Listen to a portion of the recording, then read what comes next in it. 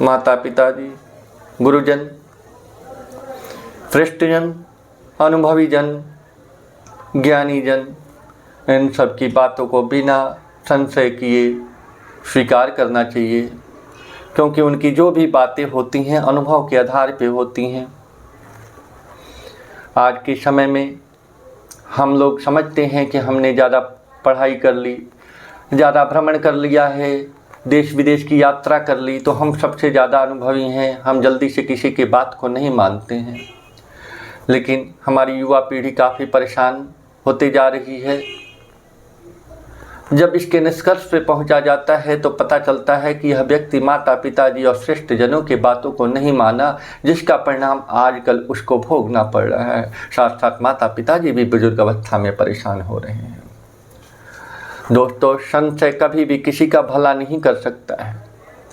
जहाँ पे आपको संशय करना है करें, कोई असुविधा नहीं है, लेकिन जो श्रेष्ठ जन हैं, जो आपके शुभ चिंतक हैं, उनकी बातों को जरूर सोचें, समझें, विचारें और उस पर मनन करके उसको जीवन में अपनाएं। आपका भला होगा, आपके जीवन में भला होगा और यह अनुभव आप और किसी के साथ साझा करेंगे तो उसका भी भला होगा।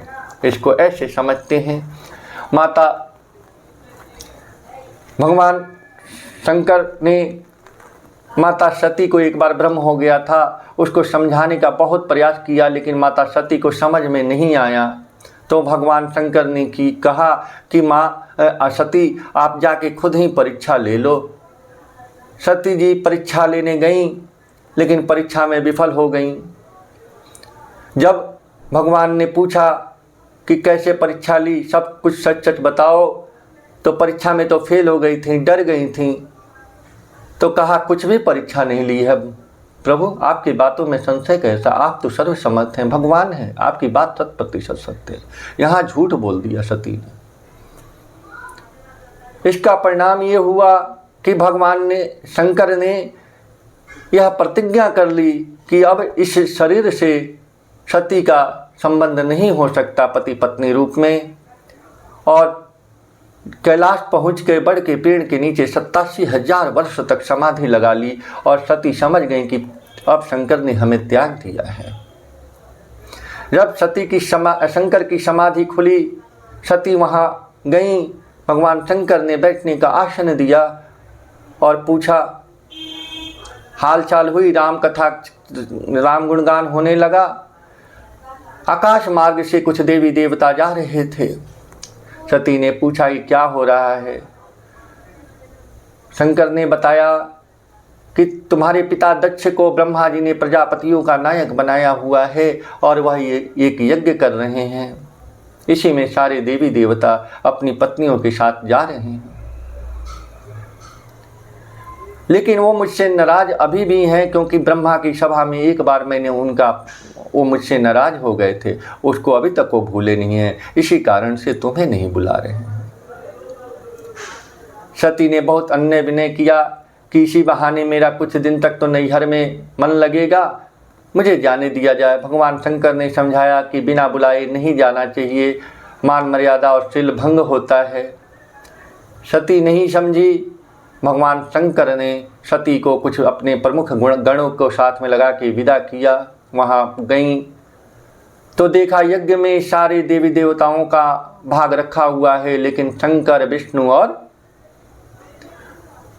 ब्रह्मा विष्णु का अंश नहीं है। एक तो पहले से अंदर से जली हुई थी, पति ने त्यागा हुआ है, पति त्याग से। दूसरा देखा कि यहाँ पे यज्ञ में भी शंकर का अंश नहीं हो है। इसके क्रोध में और क्रोधाग्नि में जलने लगी और प्रण किया कि मैं शरीर यहीं त्याग दूंगी। सबको बोला और शरीर को त्याग दिया। शरीर त्यागते वक्त यह प्रण लिया, भगवान से आग्रह किया, विनय किया कि जन्म जन्म मुझे जो है भगवान शंकर में प्रेम हो। बाद में वह हिमाचल की पुत्री के रूप में जन्म ली, जिनका नाम उमा हुआ। इस कहानी से हमें क्या सीख मिलती है? झूठ बोला, बातों में अश्रद्धा उत्पन्न करी, कोई समझाया तब भी नहीं समझा, तो क्या परिणाम हुआ? परिणाम बुरा, अच्छा नहीं हुआ। मेरे भाई, माता पिता की अवहेलना करके, उनकी बातों को न समझ के, उनकी बातों पे बिना विचार किए हुए अगर कोई डिसीजन ले रहे हो, जीवन में कोई रिस्क ले रहे हो, तो यह मान के चलना कि आप उसमें 100% फेल होगे। इसको मान के कहीं लिख लेना कि 100% फेल होगे, क्योंकि जीवन में अभी तक के अनुभव में मैंने ऐसे देखे हैं कि जिसने भी माता पिता और गुरुजन की बातों की अवहेलना करके कोई भी कदम बढ़ाया, वह जीवन में सफलता नहीं पाया है, वह बर्बादी के कगार पे आया है, रोटी को मोहताज हो गया है मेरे भाई। तो ऐसे कर्म न करें। हर समय आप कितना भी अनुभवी हैं, कितने भी ज्ञानी हैं, लेकिन माता पिताजी अगर हैं भाग्य से आपके, तो कोई भी कार्य करने के पहले उनकी आज्ञा जरूर लें, उनको जीवन में आगे रखें। उनका आशीष ऐसा आशीष है जो बिन मांगे मिलता है। ये हमारी पूजनीय है।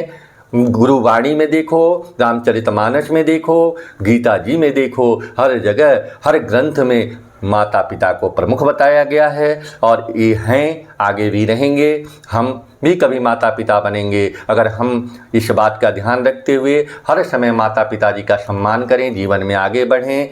अगर नहीं करेंगे तो उसका रिजल्ट आपके आगे आएगा। इसी के साथ मैं वाणी को विराम देता हूँ। चैनल को सब्सक्राइब और लाइक और ज़्यादा से ज़्यादा लोगों तक पहुँचाने में मेरी मदद करें। धन्यवाद।